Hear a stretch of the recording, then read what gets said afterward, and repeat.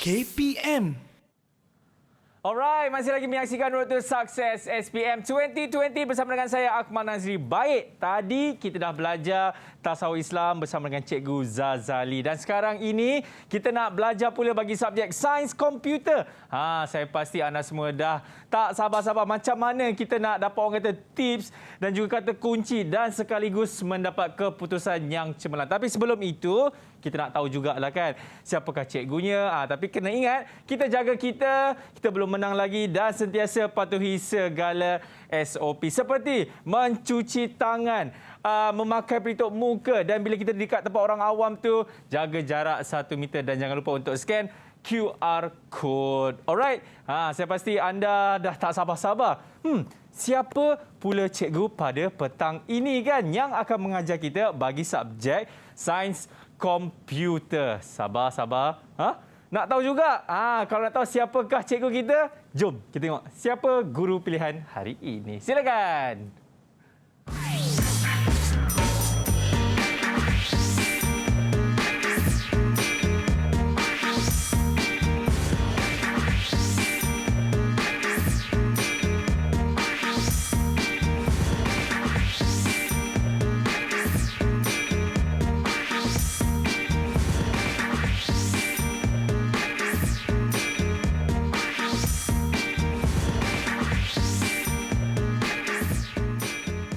Itu dia, mempunyai pengalaman sebanyak 16 tahun dalam subjek sains komputer. Ya, ini betul. dia Cikgu Maslin daripada Batu Gajah ya? Betul, Batu Gajah. Apa khabar orang Batu Gajah sihat? Alhamdulillah. Cikgu, kita nak tanya kepada cikgu lah kan. Pendapat cikgu sendiri mengenai subjek sains komputer. Ada yang mengatakan subjek ini senang nak skor. Sebab itulah mereka semua mengambil subjek ini. Betul ke cikgu? Sebenarnya subjek ini memang mudah untuk skor. Okey. Okay. Sebab yang penting sekali pelajar kena ada minat dan kesungguhan. Itu dia punya poin utama dia. Minat dan kesungguhan. Macam tadi cikgu punya ada pepatah tu kan. Apa pepatah dia cikgu tu? Sebaik-baik manusia ialah memberi manfaat kepada orang lain. Iya. Seperti hari inilah. Hari InsyaAllah dengan sedikit perkongsian kita pada hari ini boleh memberi manfaat kepada pelajar-pelajar di luar sana. InsyaAllah, cikgu. Dan boleh saya tahu juga, cikgu, apa kertas sains komputer ini bila akan dijalankan, cikgu? InsyaAllah pada 25 Mac nanti. Oh, maksudnya tinggal lagi berapa hari saja, cikgu? Tinggal 3 hari sahaja lagi. Ini orang cakap memang betul-betul lah pecutan tak air, cikgu kan. Jadi kepada anda semua yang mengambil subjek ini, silalah setia bersama dengan kami selama 1 jam 30 minit. Okey, alright, itu kata cikgu mengenai subjek ini. Kalau kita ada minat dan juga kesungguhan, insya-Allah kita boleh dapat keputusan yang cemerlang. Tapi cikgu, kita nak tahu jugalah kan pandangan-pandangan pelajar di luar sana mengenai subjek ini. Cikgu nak tahu tak, cikgu? Oh, semestinya. Kalau nak tahu, jom kita tengok apa pula pandangan-pandangan pelajar mengenai subjek ini. Mudah ataupun sukar? Didik TV KPM. Pendapat saya, subjek sains komputer ni merupakan subjek yang kita perlu untuk dapatkan A. Sebab kita dah buat kerja khusus yang memberikan kita 20 markah. So, kalau kita usahakan lagi 50 markah, kita dah boleh dapat A-. Kalau kita buat lagi lebih, kita dah boleh dapat A solid. Kalau kita buat lagi lebih, kita boleh dapat A+. Tapi kalau boleh, kita dapatkanlah A+. Sebab, siapa yang tak nak A+? Good luck for all. Pada pendapat saya berkaitan subjek sains komputer ialah subjek ini boleh dikuasai jika melakukan latihan dengan kerap. Bagi saya subjek yang agak sukar ialah coding. Dan mungkin saya memerlukan latihan yang agak kerap dan saya yakin pada saat-saat akhir ini saya boleh kuasai untuk bab itu. Percaya. Jadi bagi saya subjek sains komputer ni merupakan subjek yang mudah untuk kita skor dalam peperiksaan SPM ni. Kerana subjek sains komputer ni merupakan subjek yang banyak berkait rapat dengan kehidupan seharian kita. Dan dia merupakan subjek yang mudah untuk kita fahami. Jadi, banyakkan membaca. Mana yang tak faham tu kita tanya kawan, tanya cikgu. InsyaAllah dapat membantu kita. Dan jangan lupa, bagi yang Muslim, doa itu adalah kunci kejayaan kita. So, Assalamualaikum dan good luck. Didik TV KPM. Itu dia pandangan pelajar cikgu kan mengenai subjek ini. Rata-rata semuanya nampak dah bersedia lah cikgu. Yalah, tinggal lagi beberapa hari saja kan. Tapi sebelum kita nak mulakan kita punya sesi pembelajaran pada petang ini, kita nak di sini di Didik TV kita ada protokol kesihatan. Jadi cikgu, sebelum kita mulakan, cikgu boleh membasuh tangan menggunakan hand sanitizer. Silakan cikgu. Okey, dan saya juga akan mencuci tangan saya menggunakan hand sanitizer. Cuci-cuci sehingga bersih. Alright, dan selepas itu untuk memberi keselesaan kepada cikgu sewaktu mengajar, cikgu boleh membuka cikgu punya pelitup muka dan letakkan di tempat yang selamat dan juga bersih. Macam cikgu dia ada bawa sendiri cikgu punya bekas ni kan. Bunga-bunga. Dan saya pun akan letak di tempat yang selamat seperti ziplock ini. Alright. Semua pun dah okey, kita dah ikut semua, dah menjaga jarak 1 meter. Cikgu, kita nak berhenti rehat dulu atau cikgu nak tengok dulu sekolah pilihan hari ini? Mana satu cikgu nak?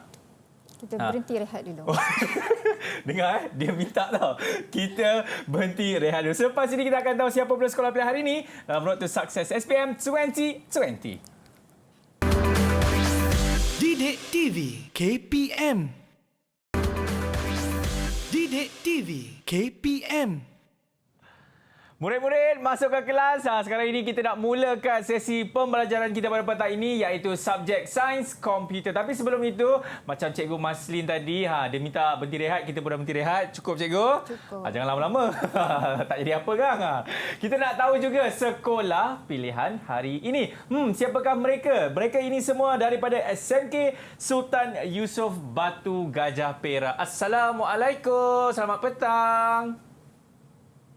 Boleh on mic? Waalaikumsalam warahmatullahi wabarakatuh. Waalaikumsalam. Wah.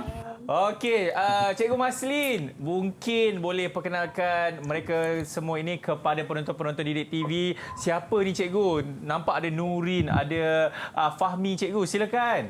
Okey, saya perkenalkan dulu daripada bahagian atas sekali iaitu Nurin Syafiqah.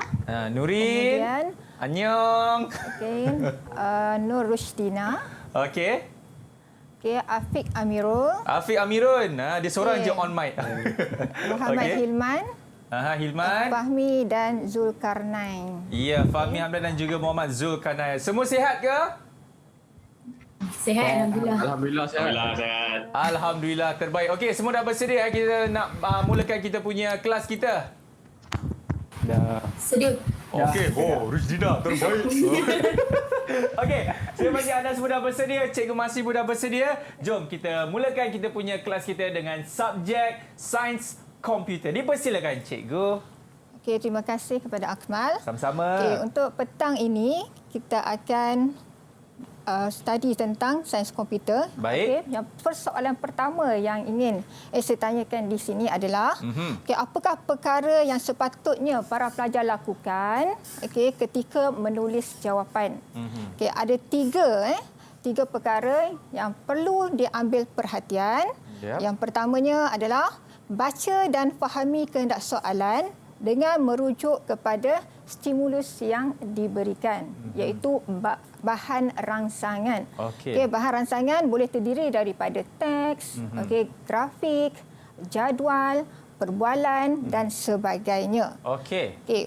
Yang kedua, pelajar perlu mengenal pasti dan gariskan kata kunci dan kata tugas bagi setiap soalan. Baik. Sebabnya di dalam kata kunci ini biasanya boleh diperolehi daripada bahan rangsangan yang diberikan. Okey. Dan kata tugas kita boleh lihat pada arahan soalan. Dan yang ketiga, pelajar perlu rujuk kepada peruntukan markah. Sebab apa? Pada peruntukan markah ini memberi panduan bagaimana kita nak menjawab soalan tersebut. Kita tengok pula tadi apa yang perlu kita lakukan. Yang ini adalah apakah larangan ketika menulis jawapan. Jangan tinggalkan soalan tanpa jawapan. Jadi pelajar perlu menjawab semua soalan pada bahagian A dan bahagian B. Dan jangan keluar awal dari Dewan Peperiksaan. Sebab kadang-kala idea dan ilham dia tak datang pada awal waktu, tetapi kadang-kadang dia muncul di akhir-akhir waktu peperiksaan. Orang kata ujung-ujung. Jadi, tunggu sampai habis peperiksaan. Tapi janganlah lagi 1 minit nak habis baru sampai kan? Ya, insya-Allah. Okey, sekarang kita tengok untuk bahagian A. Yap. Okey, pelajar perlu menguasai kesemua topik tingkatan 4 dan tingkatan 5. Okey, yang merangkumi 4 bidang iaitu pengaturcaraan dan pengaturcaraan web, pengkalan data dan pengkalan data lanjutan, pengkomputeran dan interaksi manusia dengan komputer. Okey, bagaimana pelajar nak menyingati terma-terma istilah-istilah yang telah dipelajari? Okey. Salah satu kaedah dan caranya adalah pelajar perlu melakar peta pemikiran bagi setiap topik-topik yang telah dipelajari. Okey. So, untuk hari ini kita akan fokuskan pada bahagian B. Jadi pada bahagian B kita akan tengok 3 tajuk yang akan dibincangkan, iaitu pengkalan data lanjutan dan pengaturcaraan. Okey, jadi semua pelajar dah bersedia? Dah bersedia ke? Semua dah bersedia? Okey. So, kalau dah bersedia, jom kita buat latihan bahagian B dengan teknik yang betul. Alright. Fahmi cukup bersedia. Relax je Fahmi. Tunggu sekejap. Okey, kita tengok. Topik yang pertama ialah pengkalan data lanjutan. Okey, apa yang perlu awak kuasai dalam topik ini? Okey, awak tahu membina pengkalan data hubungan dengan menggunakan SQL iaitu kita namakan dia sebagai bahasa takrifan data DDL, dan awak boleh memanipulasikan data menggunakan SQL iaitu bahasa pengolahan data DML. Jadi pada bahagian ini awak tahu membezakan waktu bila nak menggunakan arahan SQL, DDL dan DML. Okay, sekarang kita tengok kepada soalan. Okay. Anda adalah murid sains komputer yang bekerja secara sambilan di sebuah kedai runcit. Pemilik kedai meminta anda untuk membina satu aplikasi ringkas untuk merekod maklumat barang yang dihantar oleh pembekal. Okay, Rajah 3 menunjukkan satu jadual yang telah dibina menggunakan persian pengkalan data. Okey, jadi kalau awak tengok kat situ, sebelum awak nak menjawab soalan, awak kena kenal pasti kata kunci yang terdapat di dalam bahan rangsangan. Okey, Rushdina. Cuba Rushdina, awak kenal pasti. Bersedia betul. Mana satu kata kunci? Ataupun clue dalam soalan ni? Membina satu aplikasi ringkas untuk merekod maklumat barang. Boleh cikgu? Cikgu nak ke belakang ke cikgu? Okey. Belakang lagi. Itu ke depan, cikgu kena tekan yang ke belakang. Ke belakang. Belakang lagi, tekan lagi. Lagi.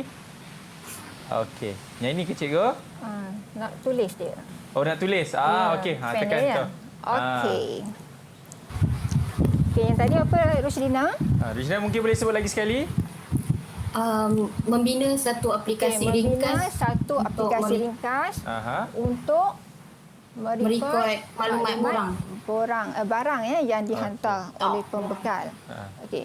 Itu dia punya kata kunci dia. Okey. Kemudian kita tengoklah rangsangan yang ada. Ada barang, kod barang, nama barang, kuantiti pembekal beserta dengan data-data dia. Sekarang kita tengok kepada soalan dia. Okey. Lakarkan borang bagi jadual tersebut berserta satu contoh data yang baharu. Okey, Fahmi. Apakah dia punya kata tugas atau arahan yang diberikan? Ya, saya. Kata tugas ialah lakarkan borang. Okey, lakarkan borang. Itu saja. Bagi jadual tersebut. Lakarkan borang bagi jadual tersebut. Beserta contoh data yang baharu. Arahan di sini ada 2 arahan Yang pertama, lakarkan borang. Okey, dan yang kedua, okey, berserta satu contoh data yang baharu. Okey, jangan baca satu, baca separuh-separuh saja. Kena baca arahan tersebut sehingga habis. Okey. Okey, sekarang kita tengok contoh jawapan yang telah dibuat oleh pelajar. Okey, sekarang saya nak minta Nurin. Okey, Nurin, cuba awak perhatikan contoh jawapan ini. Adakah dia memenuhi kehendak soalan? Okey, dan boleh memperolehi 10 markah penuh. Ya. Dia tak penuhi soalan, cikgu. Okey, kenapa tu? Kerana dia tak ada tajuk dengan tak ada butang simpan. Okey, tidak ada tajuk dan tidak ada butang simpan. Okey, boleh tak awak bagi cadangan? Okey, apakah tajuk yang sesuai dimasukkan dalam lakaran ni? Okay. Apa dia, Nurin? Nurin nampak ke, Nurin? Boleh nampak? Borang bagi jadual. Borang bagi jadual simpanan barang. Okey, borang bagi Jadual. Jadual kan tadi awak jadual sebut? ke? Barang. Borang bagi jadual. Borang bagi jadual apa tu? Barang. Borang bagi jadual Simpanan barang. Simpanan barang. Okey, jadi kalau awak nak jawab soalan ni, awak tengok balik kepada rangsangan yang diberikan. Okey, rangsangan yang diberikan, maklumat yang diberikan sini adalah untuk merekod maklumat barang. Okey, jadi borang tadi adalah, okey, tajuknya adalah borang merekod maklumat barang. Okey, itu lebih sesuai jawapan yang diberikan. Maksudnya mesti kena merujuk balik kepada bahan rangsangan yang diberikan. Okey. So kalau tadi butang tak ada butang, okey, apa contoh butang yang boleh digunakan? Butang simpan saja. Okey, butang simpan. Okey, itu contoh jawapan yang pertama. Kita tengok contoh jawapan yang kedua. Okey, Zulkarnain. Okey, apa pandangan awak? Adakah contoh jawapan yang kedua ni telah memenuhi kehendak soalan? Belum memenuhi Lagi. Tajuk dah ada. Okey, rekod barangan kedai runcit. Kemudian butang simpan dah ada. Okey, apa yang tak lengkap lagi? Soalan minta data yang baru. Tapi yang jawapan ni dia bagi data yang ada dalam jadual. Okey, bagus. Okey, awak tengok ni B01. Okey, sama juga Okey, datanya ada di dalam jadual. Tidak mengikut kehendak soalan. Okey, nampak macam dah betul dah. Tetapi awak kena semak semula jawapan awak. Okey, sama ada memenuhi kehendak soalan ataupun tidak. Itu sebab cikgu kata tadi, kena baca soalan sehingga habis. Okey. Kita tengok. Okey, ini cadangan lakaran lah. Okey, apabila awak nak melukis borang, okey, perlu pastikan ada tajuk, okey, ada label, okey, ada kotak input berserta data baharu dan ada butang. Barulah awak boleh mendapat markah penuh. Okey, boleh ke semua? Semua okey, Afiq? Afiq, are you there, Afiq? Okey. Okey. Sekarang kita pergi pula pada bahagian B. Okey, Rajah 4 mengandungi arahan bahasa pertanyaan berstruktur. Okey, biasa kita sebut SQL. Okey, untuk mencipta sebuah jadual. Okey, jadi awak perlu melihat rangsangan pada Rajah 4, melihat baris demi baris arahan SQL yang diberikan, kemudian barulah awak tengok kepada soalan. Okey, berdasarkan Rajah 4, jelaskan sinteks not null yang digunakan pada baris 2 dan 3. Okey, Afiq. Okey, boleh cuba jawab, Afiq? Afiq, okey. Okey. Intent owner itu wajib diisi. Wajib diisi. Okey, wajib diisi. Adakah itu sahaja jawapannya? Apa yang wajib diisi? Afiq, apa yang wajib diisi, Afiq? Awak kena nyatakan dengan lebih terperinci. Kalau wajib diisi tu, dia tergantung. Okey. Macam mana jawapan yang lebih lengkap? Medan kod barang dan nama barang wajib di. Okey, sebab kita tengok kat sini not null, okey, ada pada medan kod barang dan nama barang. Okey, jadi okey, kedua-dua medan ini okey wajib diisi dan tidak boleh dibiarkan kosong. Okey. Kita tengok soalan yang kedua. Okey, soalan yang kedua, nyatakan had atas bagi medan nama barang. Okey, siapa lagi yang belum? Itu Hilman Hilman. Hilman. Okey, Hilman. Okey, nyatakan had atas Hilman. Okey, bagi medan nama barang. Had atas dia ialah 30. Okey, 30. Kenapa jawapan awak 30? Sebab berdasarkan dengan stimulus yang diberi tu, dekat saiz data untuk nama barangan tu 30. Okey, so kita tengok, kita telah dinyatakan di sini ya, saiz bagi nama barang adalah 30. Jadi dia punya aksara yang boleh dimasukkan di dalam nama barang adalah 30. Kalau 31 dia tak benarkan Itu maksudnya had atas. Sebenarnya soalan had atas dan had bawah ni awak telah pernah buat masa awak melaksanakan kerja khusus, pernah ditanya. Jadi sebenarnya tak ada masalah untuk awak menjawab soalan ini. Kita tengok seterusnya. Tadi had atas. Sekarang kita tengok had bawah. Dina, boleh cuba jawab?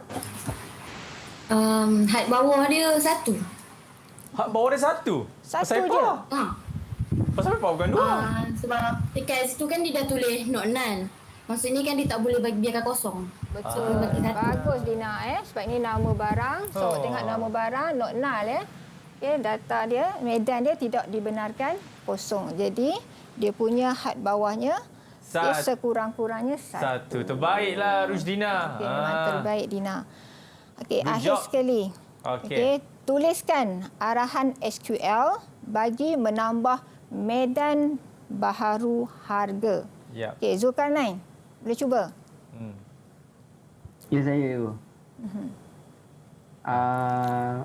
Kita guna alter table barang.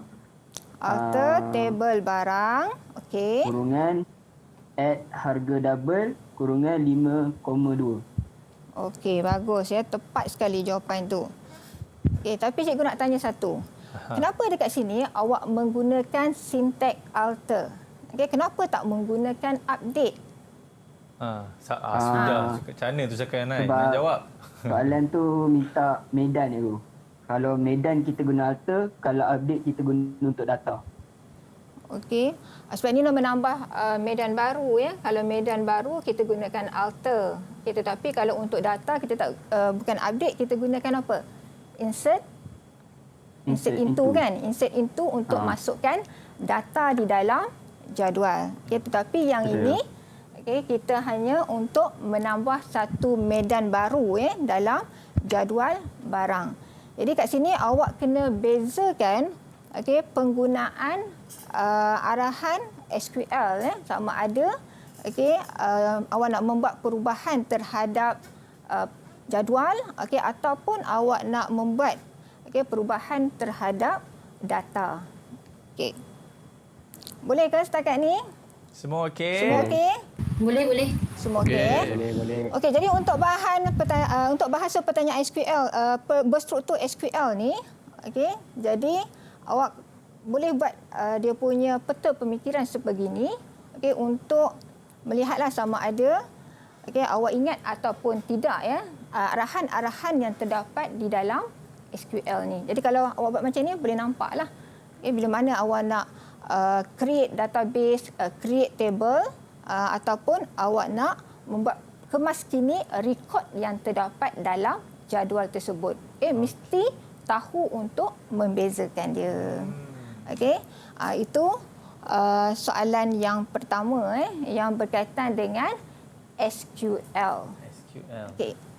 Boleh kita sambung lagi? Boleh cikgu. Okey, Silakan. bagus.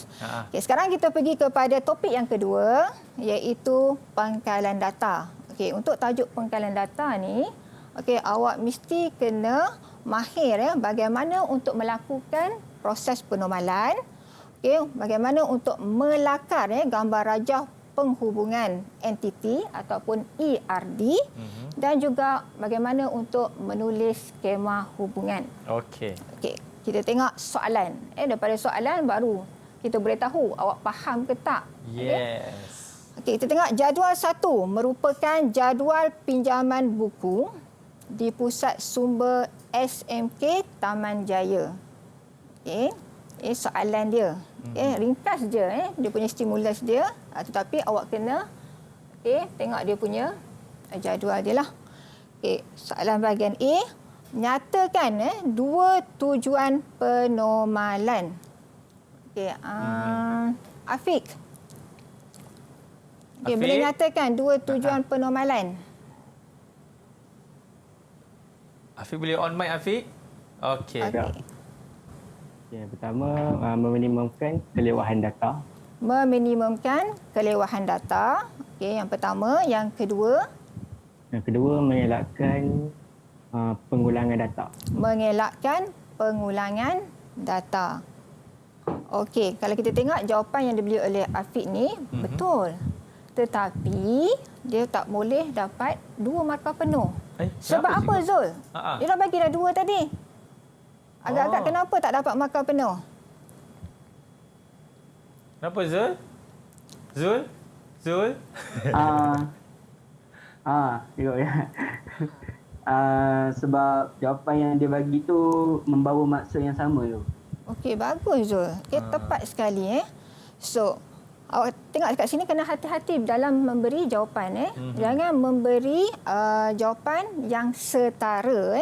Elakkan beri jawapan yang setara sebab walaupun jawapan awak betul tetapi awak tak dapat markah penuh. Okay, agaknya bagaimana nak dapatkan markah penuh Zul?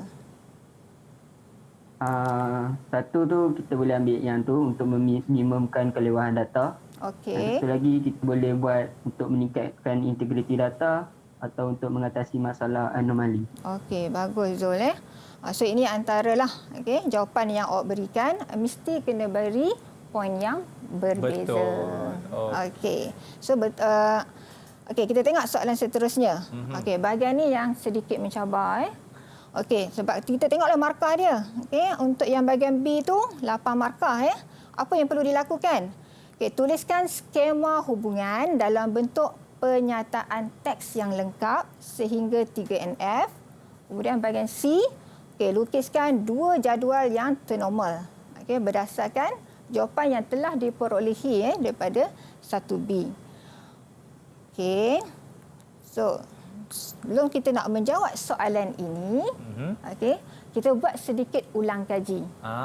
Sebabnya, awak kena tahu konsep asas bagi penormalan.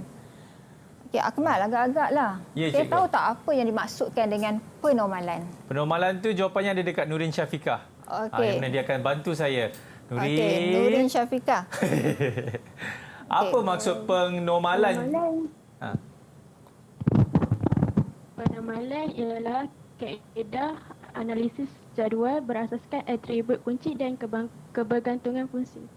Okey, penormalan adalah kaedah kita menganalisis jadual-jadual yang ada ni, kita kena analisis berasaskan kepada atribut kunci dan kebergantungan fungsi. Itu maksudnya penormalan. Itu yang dia jawab tadi, tengok macam mata pandang bawah tu, tak tahu tengok buku ke. Okey. So, jadi kita buat ulang kaji sikit tentang penormalan ni. Kita tengok pada tahap penormalan Okey, ini dia. Ini ada 4 tahap penormalan di dalam jadual. Mula dengan jadual bentuk tidak normal. UNF ataupun zero normal form. Bagaimana kita nak tahu sesuatu jadual? Sebab kita nak analisis. Kita nak analisis, kita kena kenal pasti.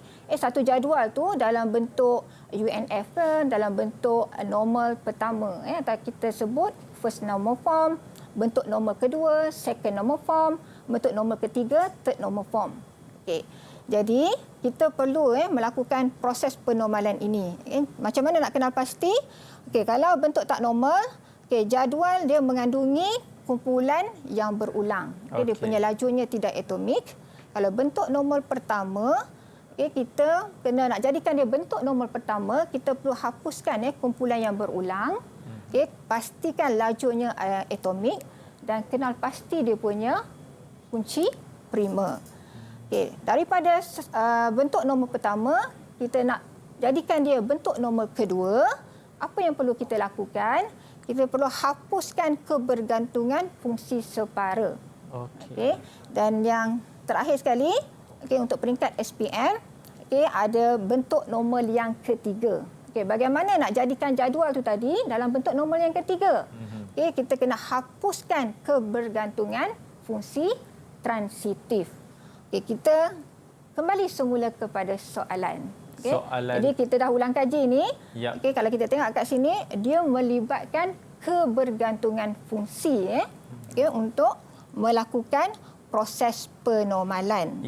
Dan cikgu, mungkin sebelum kita nak kembali ke soalan tadi, cikgu, mungkin kita boleh pergi Batu Gajah sekejap.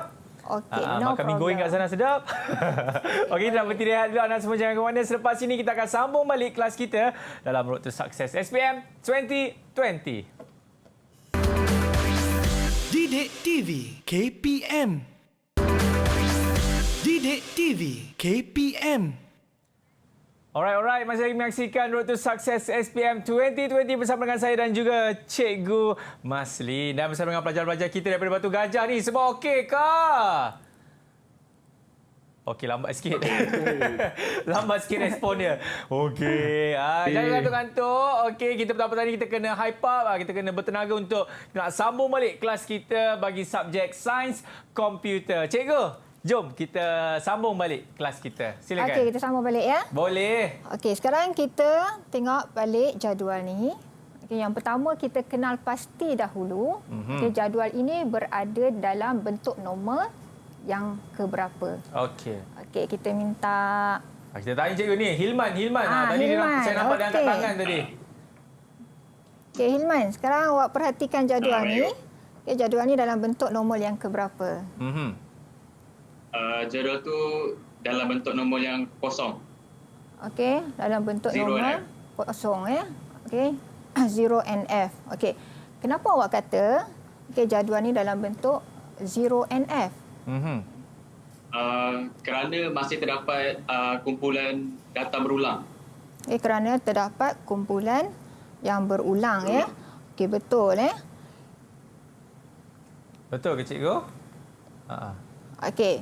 So kalau awak tengok sini, wujudnya kumpulan data yang berulang. Sains komputer. Kemudian mencari normu di sini ya. Wujudnya kumpulan berulang. Kita sebut ni adalah sama ada UNF, kosong NF ataupun dalam bahasa Melayunya bentuk tidak normal. Sekarang kita tengok jadual ini dalam bentuk kosong NF. Bagaimana kita nak, sebab kita nak lakukan proses penormalan. Proses, bila kita sebut proses, dia mesti satu persatu. Jadi daripada kosong NF, kita akan pergi kepada satu NF. First NF lah ataupun bentuk normal yang pertama. Apa yang perlu kita lakukan untuk jadikan kosong NF kepada satu NF? Mungkin kita boleh tanya Fahmi sebab Zulkarnain dia agak sibuk menggaru mukanya. Fahmi, silakan. Okey, Fahmi.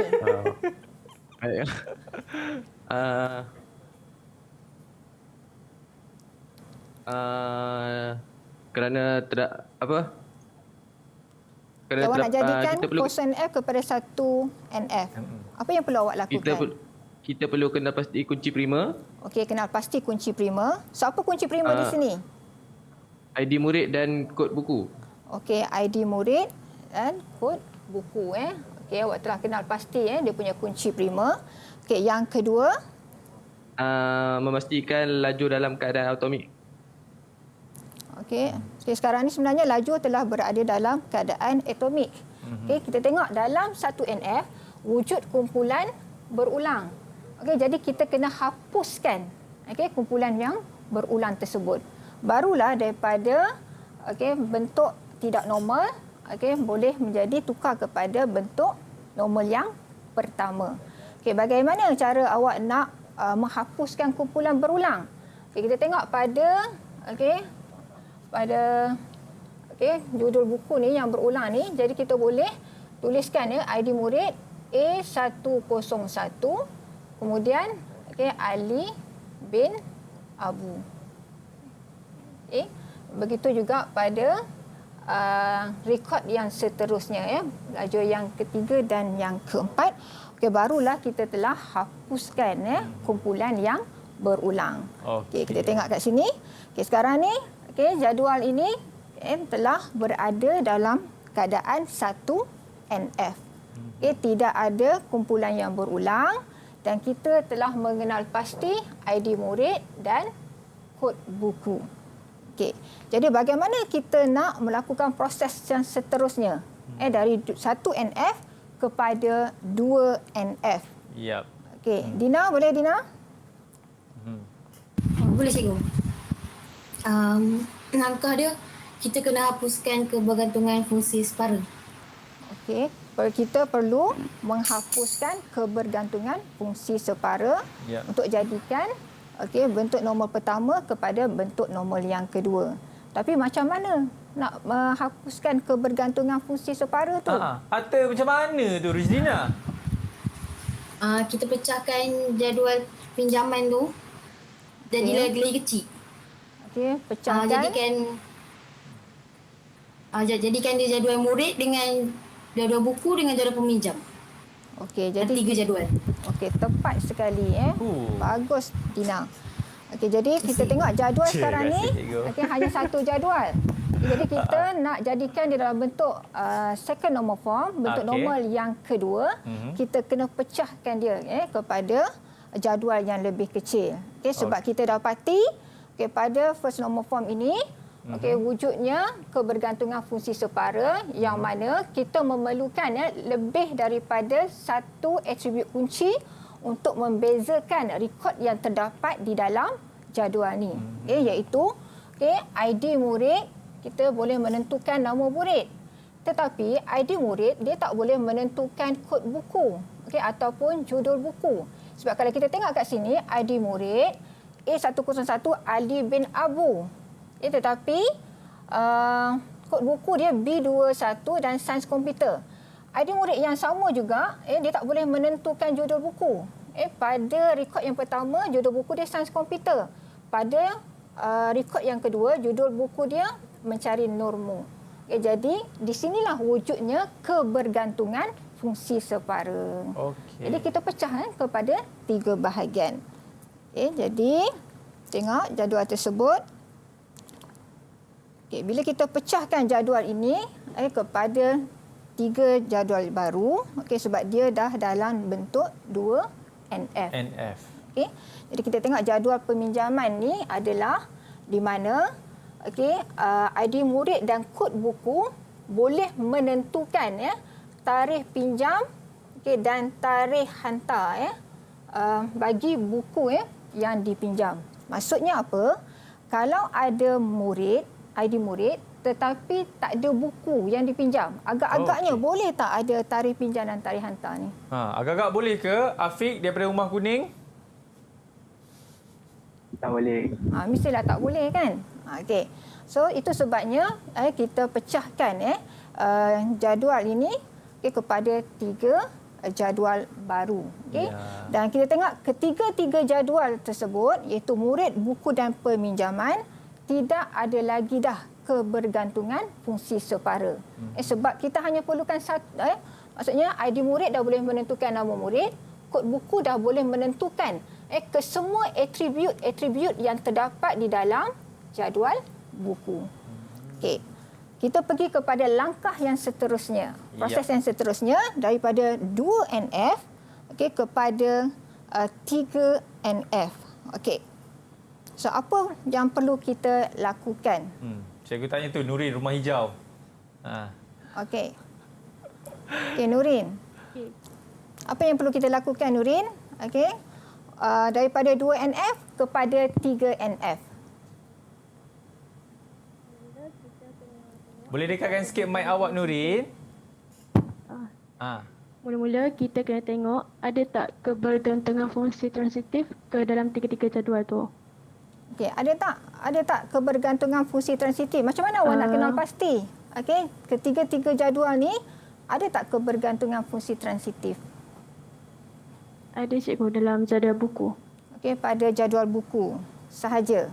Iaitu sahaja. Okey. Iaitu ID kategori. Okey, ID kategori. Maksudnya ID macam mana tu, kategori Nurin? dapat ID kategori tu kita boleh pecahkan jadual buku kepada satu lagi jadual iaitu jadual kategori. Okey, ID kategori, okey, boleh menentukan kategori. Okey, apa yang dimaksudkan dengan kebergantungan fungsi transitif? Okey, dalam jadual buku kita ada kunci, atribut kunci iaitu kod buku. Dia boleh menentukan menentukan rekod yang terdapat dalam jadual buku. Tetapi dalam masa yang sama, kita ada atribut bukan kunci yang boleh menentukan atribut yang lain yang terdapat di dalam jadual tersebut. Iaitu ID kategori boleh menentukan kategori. Sebab apa? Kalau ID kategorinya 1, kita boleh menentukan apa kategorinya. Kategori buku tersebut adalah ilmiah. Kalau ID kategorinya 2, dia punya kategori buku tersebut adalah novel. Bagus Nuril. Jadi kita pecahkan hanya pada jadual buku sahaja yang mempunyai kebergantungan fungsi transitif. Jadual yang lain telah berada dalam keadaan kebergantungan fungsi sepenuh. Jadi kita pecahkan hanya jadual buku kepada dua jadual yang baru, iaitu jadual buku dan jadual kategori. So sekarang ni, adakah kesemua jadual yang ada ini dalam bentuk 3NF? Afiq? Ya. Ya kan? 3NF. Kita dah melakukan proses. Dia dah melakukan proses penormalan dengan sempurna. Barulah kita boleh menjawab soalan. Apa soalan tadi? Soalan tadi kata apa? Tuliskan skema hubungan sehingga 3NF. Maksudnya kita dah lakukan proses 3NF, apa dia punya skema hubungannya? Skema hubungan dalam bentuk teks. Jadi awak kena bagi jawapan dalam bentuk teks lah, bukan dalam bentuk perwakilan grafik. Zul, boleh tuliskan ataupun bacakan apakah skema hubungan yang boleh ditulis berdasarkan jadual yang telah awak buat ni. Cikgu nak tanya siapa tu, cikgu? Ada rumah merah ke? Zulkarnain. Rumah kuning? Rumah merah. Zulkarnain. Rumah merah. Macam loading je tu. Zulkarnain? Zul dia tak dengar tu. Okey, kita pergi ke Nurin lah. Boleh Nurin? Mungkin ada sesiapa boleh bantu Zulkarnain? Afiq, okey. Afiq. Alright, silakan Afiq. Pertama jadual murid. Betul. Jadual murid. ID murid, KP, nama dan nama murid. Kita ada jadual murid. Kemudian nama murid. Kita ada ID murid. ID murid. Kemudian betul. ID murid tu KP. KP pastikan tulis KP untuk sebab kita tahu ID murid adalah kunci prima. Kemudian nama murid. Kita ada nama nama murid. Apabila awak menulis atribut, pastikan sama dengan jadual yang telah ada yang telah awak buat proses penormalan. Itu untuk murid lah.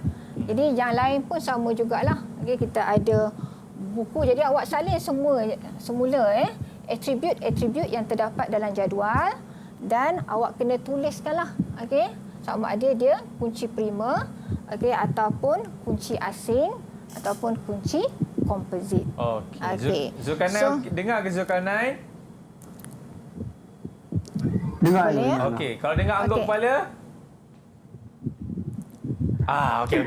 Okey. So, jadi kita tengok kat sini lah. Okey, dia punya jawapan dia. Okey, caranya sama saja. Okey, yang susahnya adalah awak nak pecahkan jadual-jadual ni kepada jadual yang lebih kecil. Okey. Okey, ada apa-apa soalan tak nak tanya? Ada apa soalan yang nak tanya kepada cikgu? Berkaitan dengan skema hubungan. Okey, Zulkarnain macam nak tanya soalan je tu. Zulkarnain dia bukan tanya soalan, dia garuk kepala dia lagi, cikgu. Okey. Saya tahu apa yang pening sangat tu. Ya saya. Ada apa-apa soalan tak nak tanya? Je? Saya nak tanya pasal ID kategori cikgu. Kenapa dia KA dekat buku tu? Okey, ID kategori ni adalah KA, kunci asing. Okey, kita tahu bahawa kunci asing ini perlu ditulis dalam skema hubungan. Sebab kunci asing ini dia menghubungkan antara satu jadual dengan jadual yang lain. Maksudnya contohnya dekat sini awak tengok ID kategori. ID dalam jadual buku kita ada ID kategori. Kod buku B21 Sains Komputer. So pengarahnya Amin. ID kategori, kita nak tahu apakah ID kategori buku Sains Komputer ni. Jadi nak tahu, kita kena merujuk kepada jadual kategori. Satu ni sebenarnya kategorinya adalah ilmiah. Jadi itu sebabnya di dalam awak punya skema hubungan, awak kena tulis ID kategori ini sebagai kunci asing di dalam jadual buku. Jangan sekali-kali tertinggal. So untuk peminjaman kita ada dua kunci di sini. Kalau dalam satu jadual ada lebih daripada satu kunci, kita namakan dia sebagai kunci komposit. Untuk kunci komposit, penulisan dia adalah KPKA. Kita merujuk kepada kaedah yang terdapat di dalam buku teks lah. Dia awak tengok KPKA ni adalah kunci komposit. Sebab dalam satu jadual dia ada lebih daripada satu kunci prima. Ada apa-apa soalan lagi nak tanya berkenaan dengan skema hubungan ni? Skema hubungan. Ada siapa yang tanya soalan? Boleh onkan mic anda? Semua faham? Tak ada. Semua jelas ya? Fahmi cukup yakin Tak ada. Kalau semua jelas, kita pergi kepada soalan yang seterusnya. Silakan cikgu. Ini tadilah Yap. Soalan yang seterusnya, dia kata lukis mana-mana dua jadual yang telah ternormal. Jadi kita tadi ada 4 kan? Ada 4 jadual ni. Awak boleh pilih mana-mana jadual yang telah ternormal pada 3NF. Cuma yang kat sini selalunya kesilapan yang dilakukan oleh pelajar. Pelajar dia tulis juga jadual murid, jadual buku. Betul dah ada 2 jadual. Tetapi kalau awak tengok di sini, pada jadual yang ni masih lagi wujud pengulangan data. Ada A101 berlaku pengulangan data di sini. Begitu juga dengan A102 pengulangan data.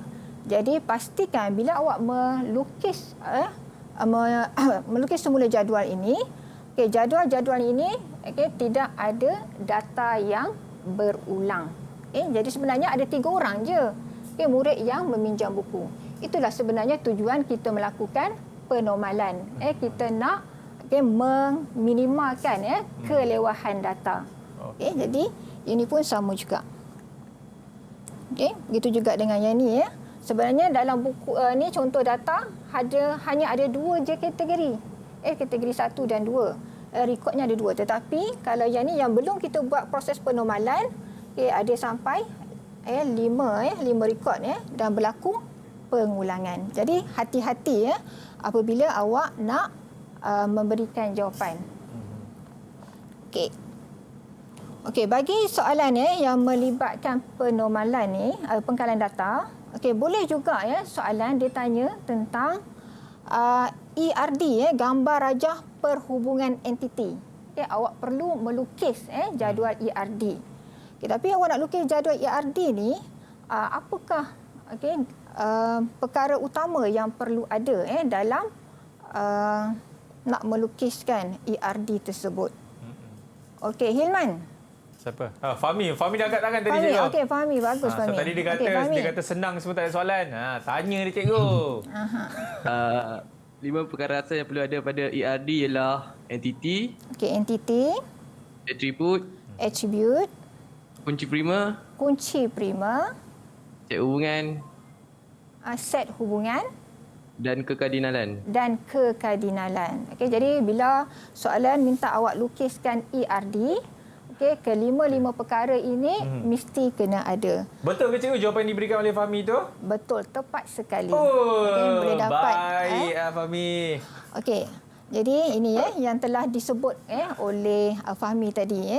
Jadi kalau tak ada kelima-lima perkara ni, okay, awak tak dapatlah markah penuh. Okey. Jadi soalannya kata kena lukis kan. Okay, jadi kita tengok gambar rajah yang telah dilukis. Okey. Ini contohnya lah. Okay, ERD yang dilukis berdasarkan kepada soalan tadi. Okey, sebelum kita nak tengok gambar rajah ERD ni, cikgu kan, kita nak berhenti rehat dulu sebab katanya Fahmi dia nak chill sekejap, nak minum ayak, Ustaz. Alright, kepada anda semua jangan mana, kita akan sambung kita punya kelas sains komputer selepas ini dalam Road to Success SPM 2020. Didik TV KPM. Didik TV KPM. Masuk ke kelas semua. Kita nak sambung balik kita punya sesi pembelajaran kita pada petang ini. Tapi ingat, kita belum menang lagi. Kita jaga kita dan sentiasa mematuhi segala SOP. Baik, cikgu. Jom kita sambung balik. Kalau kita tengok Fahmi pun dah lega dah. Tadi dia dah minum air semua kan. Fahmi okey, Fahmi? Okey. Sempoi. Okey, jom cikgu kita sambung balik. Okey, Fahmi, kita sambung sikit lagi Okey, tadi Fahmi dah sebut ada 5 perkara yang perlu ada dalam melukis ERD. Okey, daripada gambar rajah yang ni, cuba awak nyatakan 5 perkara tersebut. Okey, yang mana satu dia punya entiti, dia punya attribute, dia punya set hubungan, dia punya kekardinalan dan dia punya kunci prima. Okey. Entiti dalam jadual ini ialah murid, buku dan kategori. Okey. So ini entity. Okey. Kemudian attribute. Atribut dalam jadual murid ialah nama murid dan ID murid sebagai kunci prima. Okey, bagus terus sekali dah kena pasti kunci prima dan dia punya attribute. Okey, set hubungan pula. Set hubungan pinjam. Set hubungan adalah pinjam. Okey. Lagi? Satu je ke? Dan mempunyai. Okey, mempunyai. Bagus. Okey. Cikgu, Fahmi ni dia duduk depan sekali ke macam ni cikgu selalu dalam kelas? Oh, memang dia depan sekali. Oh, dia tak bagi can orang lain duduk depan. Dia nak seorang. Dan akhir sekali apa, Fahmi? Dan akhir sekali apa, Fahmi? Kekardinalan. Okey. So, kekardinalan. Macam mana awak nak kenal pasti dia punya kekardinalan dia? Kekardinalan bagi murid dan buku ialah many to many. Many to many. Okey, cara macam mana awak nak baca dia punya kekardinalan ni, Fahmi? Seorang murid boleh meminjam banyak buku dan satu buku boleh dipinjam oleh ramai murid. Okey, bagus, memang tepat bagus sekali. Bagus, anak siapa lah ni ya? Okey. So, ingat bila kekardinalan, okey, awak kena baca dalam dua arah. Okey, daripada murid kepada buku. Okey, buku dan kepada murid kembali. So, dia punya kekardinalannya adalah banyak ke banyak. Banyak. So, satu lagi. Dia punya kekardinalan dia. Pada jadual buku dan kategori. Okey, buku dan kategori. Macam mana awak baca dia punya kekardinalan dia? Satu buku mempunyai satu kategori dan satu kategori mempunyai banyak buku. Okey, bagus. Tepat sekali. Jadi Betul ke, cikgu? memang betul lah. Memang dapat markah penuh lah kalau awak lukiskan gambar Ya. rajah IRD seperti ini. Ya, Ini dan- dia punya IRD ni dalam bentuk asas lah. Betul. Tetapi kalau awak nak kembangkan lagi, awak boleh lukiskan dalam bentuk yang sebegini. Ini. Betul, cikgu. Dan kalau kita nampak Afiq Sora je tepuk tangan untuk kawan dia Fahmi. Okey. So kita dah selesai lah proses penormalan. Jadi kita nak pergi kepada tajuk yang seterusnya, Iaitu, cikgu. iaitu pengaturcaraan. Okey. Untuk tajuk pengaturcaraan, awak perlu menguasai algoritma yang terdiri daripada pseudocode dan carta alih, pemboleh ubah, pemala dan jenis data. Awak kena tahu bagaimana untuk isytihar, membuat penetapan awalan dan menulis aturcara. Dan juga yang ketiga, struktur kawalan. Awak kena tahu untuk membezakan jenis-jenis struktur kawalan. Jadi untuk menguji awak punya kemahiran ni, kita tengok soalan. Yes. Okey, ini dia. Soalannya.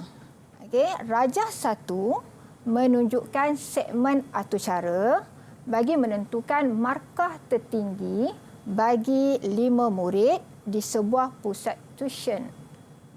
Jadi di sini awak lihat ada dia punya bahan rangsangan dia. Afiq. Cuba awak kenal pasti apakah kata kunci yang terdapat di dalam bahan rangsangan ni. Kata kunci. Kata kunci dia. Dia punya clue dia. Dia punya tips dia. Menentukan markah tertinggi bagi 5 murid. Menentukan markah tertinggi bagi 5 murid. murid. Walaupun awak tak tengok tak tengok lagi. Dia punya aturcara dia, tetapi awak dah tahu dah. Objektif aturcara ini adalah untuk menentukan markah tertinggi bagi 5 orang murid sahaja. Okey. Jadi kita tengok kepada soalan dia. Soalannya adalah terangkan proses P. Ada siapa nak cuba terangkan proses P? Ke Afiq nak terangkan boleh juga, Afiq? Afiq boleh teruskan, Afiq. Terangkan proses Boleh. P. Tengok P tu pada dia Semua? Boleh. Proses P tu dia bandingkan nilai markah. Membandingkan nilai markah. Kalau awak tengok dia punya peruntukan markahnya adalah 2 markah. Bila awak bagi jawapan membandingkan 2 markah, seperti tak lengkap, tak cukup lengkap jawapan yang diberikan. Mungkin tak ada huraian. Jadi cikgu, awak kena tengok dia membandingkan markah tu dengan apa. Boleh cuba lagi, Afiq. You can do it, Afiq. Membandingkan nilai markah dirujuk terdapat daripada tata susunan. Membanding lebih besar daripada markah tertinggi. Betul. So kalau kita tengok kat sini, perkataan membandingkan ni mesti kena ada lah. Membandingkan nilai markah yang dirujuk yang terdapat dalam tata susunan. So kalau awak tengok kat sini, markah ini melibatkan tata susunan. Jadi dia akan tengok markah di dalam tata susunan. Dan markah yang ada ni dia akan bandingkan dengan markah tertinggi semasa yang terkini lah. So jadi kat sini apabila dia punya kata tugas dia terangkan, awak mesti kena jelaskan dengan jawapan yang terperinci, dengan lengkap. Tak boleh separuh-separuh. Macam markah mana pun nanti separuh. Apa yang Afiq terangkan tadi lah, cikgu. Okey. Jadi Betul. jawapan yang diberikan oleh Afiq adalah betul? Betul, tepat sekali. Sampai hati Fahmi tak tepuk tangan untuk Afiq. Okey, kita tengok soalan yang seterusnya. Okey, seterusnya cikgu. Jom. Tentukan output bagi Q. Okey, sekarang tadi P kan? Sekarang kita tengok Q. Jadi awak rujuk kepada aturcara yang diberikan. Okey. Siapa nak cuba? Afiq, kita bagi kawan lain lah, Afiq. Boy, dah betul dia nak jawab lagi. Nurin dah angkat tangan dah Kita tu. bagi ni lah. Nurin. Output dia markah tertinggi dalam kalangan 5 orang murid sama dengan 97. Okey, betul tepat sekali Sebabnya kita tengok pada ni sebab dia nak buat perbandingan merujuk kepada markah yang terdapat di dalam tata susunan markah ni tadi. Jadi yang tertinggi adalah 97. Okey, jadi mesti kenalah dengan ayat yang lengkap yang terdapat di dalam arahan pada atur-cara tersebut. Okey, kita tengok soalan yang seterusnya. Okey, ini yang kita nak fokuskan sebab soalan ni 7 markah. Macam mana awak nak dapatkan 7 markah? Okey, apa soalan dia? Lukis carta alih bagi atur-cara berikut. Okey. Jadi, kalau kita nak tengok di sini macam mana nak lukiskan carta alih, kita buat sedikit ulang kaji. Okey. Okey, tips melukis carta alih. Yang pertama, carta alih mesti kena ada mula dan tamat. Okey. Yang kedua, kita tengok kepada simbol. Pastikan simbol yang digunakan adalah simbol yang betul. Okey, sama ada simbol input, apa simbolnya. Okey, proses dan output. Yang ketiga, para pelajar kena pastikan aliran anak panah. Mesti kena ada anak panah bukan garis Dan yang keempat, bagi struktur kawalan yang melibatkan sama ada struktur kawalan pilihan, ulangan ataupun jujukan, awak kena tengok dia punya logik dia. Kalau melibatkan struktur kawalan pilihan, awak kena tulis benar dan palsu. Ini antara tips yang perlu awak titik beratkanlah untuk melukis carta alih. Kita balik semula kepada soalan. Jadi kita nak lukis carta alih ni, dia mesti kena langkah demi langkah, satu persatu.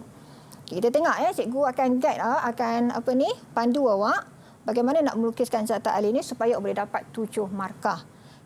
Langkah yang pertama, apabila awak melihat kepada atur cara, kita gunakan konsep IPO. Apa yang dimaksudkan dengan IPO? Hilman yang memakai earphone warna kuning, silakan. IPO bermaksud I itu input, P itu proses dan O itu ialah output. Okey, bagus Hilman. Sekarang ni kita tengok pada atur cara. Pada atur cara ni, cikgu telah pecahkan kepada 3 bahagian. Cuba awak kenal pasti. Bahagian mana yang adalah input, proses ataupun output. Boleh Hilman, teruskan. Mana satu Hilman? Bahagian nombor 1 tu kita boleh panggil dia input dan nombor 2 tu kita boleh panggil dia sebagai proses dan yang ketiga tu output. Okey. Fahmi, setuju tak dengan jawapan yang diberi oleh Hilman tu? Tidak ke? Okey, kenapa pula tu? Kenapa Fahmi? Pasal apa? Sebab nombor 1 tu ialah proses. Kenapa awak kata nombor 1 tu proses? Sebab dia merupakan umpukan nilai awalan. Betul, tepat Fahmi. Sebenarnya kita tengok nombor 1 ini adalah proses. Sebab apabila melibatkan umpukan nilai awalan, dia bukan input, tetapi dia adalah proses. Ya, cikgu saya rasa waktu dewan peperiksaan nanti kan, siapa duduk depan ke belakang Fahmi kan, insya-Allah berjaya sama-sama Fahmi InsyaAllah, mudah-mudahan. Okey, kita sambung pula. Yang kedua adalah proses. Betul lah, yang kedua adalah proses. Yang ketiga adalah output. Jadi awak kenal pasti dahulu dalam atur cara ni, yang mana satu input, proses ataupun output. Jadi dalam situasi ini hanya melibatkan proses dan output sahaja. Kita tengok langkah yang kedua. Pada langkah yang kedua, pada atur cara yang pertama ni, bahagian yang pertama ni, awak kena pastikan simbol yang sesuai digunakan. Afiq, apa simbol yang sesuai digunakan? Simbol yang sesuai ialah segi 4 tepat je. Segi 4 tepat. Betul sebab untuk proses kita gunakan segi 4 tepat. Jadi awak dah boleh melukis carta alih pada bahagian yang pertama. Tapi jangan lupa, okey, mesti mula dengan simbol mula dulu. Okay, jangan tiba-tiba je buat proses. Ingat tadi, tip yang untuk melukis carta alih mesti kena ada mula dan tamat. Okey, jadi ada mula. Okay, jadi awak lukiskan simbol proses untuk memberi nilai umpukan awalan bagi markah yang melibatkan tata susunan dan pemboleh ubah yang lain. Okey, ini satu caralah. Kalau awak nak gabungkan sekali pun tak ada masalah sebab kesemua ini adalah proses. Okay, kita pergi pula langkah yang ketiga. Okey, langkah yang ketiga, okey, kenal pasti struktur kawalan dan syarat pada atau cara yang kedua ni. Okey. Cikgu nak tanya kepada Zulkarnain ke yang mata semakin mengecik tu? Okey, Zul. Gantuk Kita nampak. Silakan Zul. Soalan ni dia gunakan struktur kawalan ulangan tu. Okey, struktur kawalan ulangan. Kenapa awak kata struktur kawalan ulangan? Sebab berdasarkan soalan ni, dia berdasarkan coding tadi tu, dia data tu dia akan berulang-ulang. Okey, kat mana? Kat bahagian mana yang menunjukkan bahawa berlakunya pengulangan? Sintaks yang mana? Dekat gelung 4 tu. Bagus. Tepat sekali So pada gelung 4 ni akan menunjukkan bahawa struktur kawalan yang terlibat adalah ulangan. Okey, kemudian syarat. Tu Rusdina. Rusdina nak jawab ke? Rusdina. Ya, Rusdina. Boleh. Silakan. Ada berapa syarat dekat sini? Yang saya nampak tadi ada 2. Ada 2 syarat. Kat mana syarat? Yang pertama di mana? Yang satu lebih kecil yang dengan bilangan markah. Okey, betul. Yang pertama. Ini syarat yang pertama. I lebih kecil daripada bil markah. Okey, kemudian ada lagi di mana? Markah I lebih besar pada markah tertinggi. Okey, so ini syarat yang kedua. Okey, jadi awak dah boleh melukis carta alih. Okey, yang mana ada 2 syarat dan melibatkan struktur kawalan ulangan. Okey, ini contohlah carta alih yang awak boleh lukis Jadi ini syarat pertama. Okey, ini syarat yang kedua. So sebabkan ada gelung 4, kalau awak tengok kat sini 4 akan berlaku pengulangan. Jika syarat pertama ini benar, dia akan melakukan arahan yang ada di dalam ni. Tapi kalau syarat pertama palsu, dia akan keluar daripada gelung 4. Jadi itu perkara penting yang awak kena tahulah. So selesai langkah yang ketiga. Ada apa-apa soalan tak? Boleh faham ke dia punya proses-proses untuk awak melukis carta alih? Ada siapa-siapa nak tanya? Fahmi okey lah kot. Okey ya. Zulkarnain semua okey. Hilman, Syafiqah. Kita pergi. Semua okey Penonton-penonton kat rumah ada soalan, sila angkat tangan. Tak ada, cikgu. Nampaknya semua faham ya petang-petang ni. Okey, kita tengok langkah yang seterusnya iaitu langkah yang keempat. Okey. Langkah keempat, awak kena kenal pasti hasil yang dipaparkan dan simbol yang digunakan. Okey, siapa nak cuba? Afiq. Afiq angkat tangan. Simbol untuk proses ni segi 4 selari. Okey. Simbol segi 4 selari. Kenapa segi 4 selari? Sebab ini adalah output. Okey, dia melibatkan output. Jadi maksudnya kita nak daripada arahan sini nak memaparkan output hasil bagi markah yang tertinggi. Jadi simbol yang digunakan adalah segi 4 selari. Okey. Jadi awak dah selesai daripada langkah pertama sampai langkah yang keempat. Jadi kita boleh gabungkan carta alih awak. Daripada mula awak buat umpukan nilai awalan untuk proses. Kemudian ada melibatkan struktur kawalan ulangan. dan akhir sekali kita paparkan output. Jadi sebenarnya semua dia punya jawapannya berada di dalam bahan rangsangan yang diberikan. Awak hanya tukarkan sahaja daripada atur cara kepada carta alih. Awak tak perlu untuk memikirkan dia punya coding. Okey, hanya tukarkan sahaja. Okey. Seterusnya, kita tengok untuk bahagian C tadi soalan suruh melukis carta alir. Okey, yang seterusnya ubah suai. Okey, dan tulis semula atur cara dalam rajah 1 untuk menentukan markah terendah. Okey, tadi markah tertinggi. Okey, sekarang ni markah terendah. Dia tak suruhlah awak buat awak buat apa ni? Carta alih. Tetapi awak menulis semula atur cara ni. Modify sahaja. Okey, siapa nak cuba? Okey, Zulkarnain. Okey, bagus Zul. Aktif Zul petang-petang ni. Okey, silakan Zul. Soalan dia minta markah terendah kan. So daripada coding tu, markah tertinggi tu kita tukar kepada markah terendah. Okey, markah tertinggi awak tukar kepada markah terendah. Terendah. Okey. Kemudian? Lepas tu kan coding tu ada tulis markah tertinggi sama dengan -1. Lepas tu kalau markah terendah kita tukar kepada 101. Okey, kenapa 101? Sebab logiknya kita tahu grade peperiksaan markah mesti max dia paling boleh pun kita dapat 100. Takkan dapat 101. Okey. So maksudnya awak beri umpukan nilai awalan. Okey, maksudnya untuk markah terendah kita membuat umpukan nilai awalan yang paling tinggi.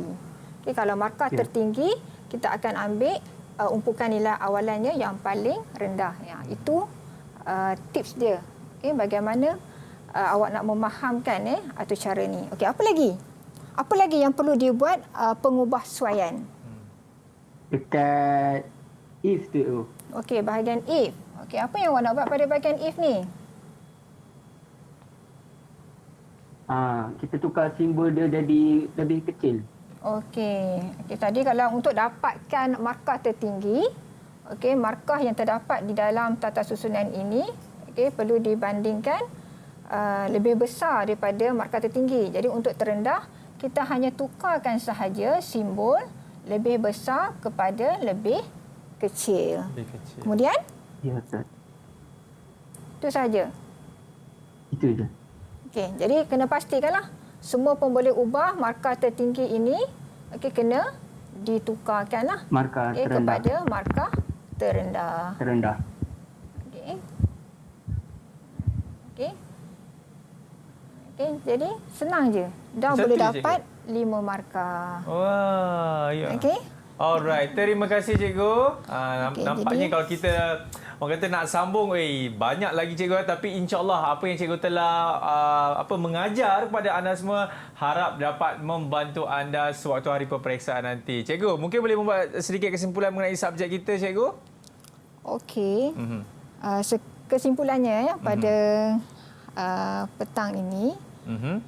Okey, jadi kalau kita tengok yang kita hanya boleh fokus kepada bahagian B, tetapi sebenarnya kalau awak menguasai faham apa yang kita belajar tadi, apa yang kita bincangkan tadi, baik, ia akan membantu untuk awak menjawab soalan-soalan pada bahagian A, okey, pada topik yang sama. InsyaAllah, cikgu. InsyaAllah. Dan cikgu mungkin ada sedikit ucapan kepada calon-calon SPM yang mengambil subjek ini, cikgu. Silakan. Okey, pesanan terakhir saya.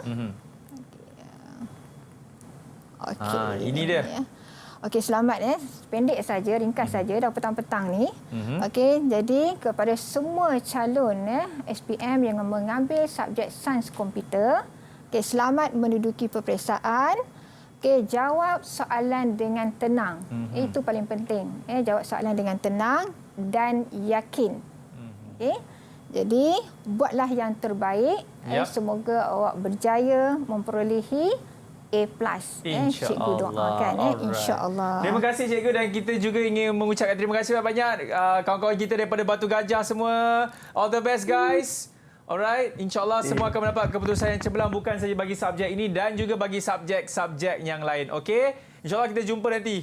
Okey, dan kepada anda semua, terima kasih kerana telah setia bersama dengan kami selama 1 jam 30 minit ini bagi subjek Sains Komputer. Dan juga saya mewakili produksi RTS mengucapkan all the best kepada anda semua dan akan mendapat keputusan A+. Amin. Cikgu, sekali lagi terima kasih. Okay, dan saya Akmal Nazri. Kita jumpa lagi. Assalamualaikum warahmatullahi wabarakatuh.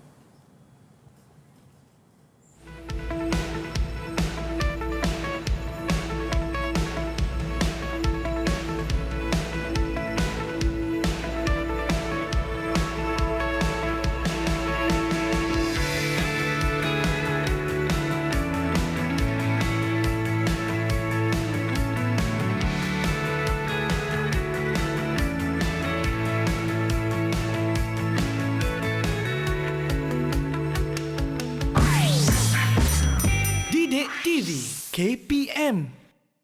Assalamualaikum warahmatullahi wabarakatuh. Saya Rosma binti Kasim, ibu kepada Nurusdina binti Azhar. Ingin mengucapkan selamat menduduki peperiksaan SPM tahun 2020 buat anak saya dan semua calon SPM tahun 2020. Semoga dipermudahkan menjawab soalan peperiksaan dengan tenang dan semoga berjaya. Amin. Assalamualaikum warahmatullahi wabarakatuh. Saya ibu kepada Yazid Zakwan Hakim Yusuf Zaki dari kelas Sains Komputer dari Sekolah Menengah Kebangsaan Sultan Yusuf Batu Gajah Perak. Pada hari ini saya mengambil kesempatan untuk menyampaikan kata-kata semangat kepada anak anda dan anak anda Yazid dan pelajar-pelajar SPM bagi sesi 2020. Semoga anak anda Yazid dan pelajar-pelajar SPM 2020 yang mengambil subjek mata pelajaran Sains Komputer yang akan menjalani peperiksaan kertas tersebut pada 25 Mac 2021 dipermudahkan ketika menjawab soalan tersebut dan mendapat keputusan yang cemerlang dalam peperiksaan SPM khususnya bagi subjek mata pelajaran ini iaitu Sains Komputer. Sekian, terima kasih.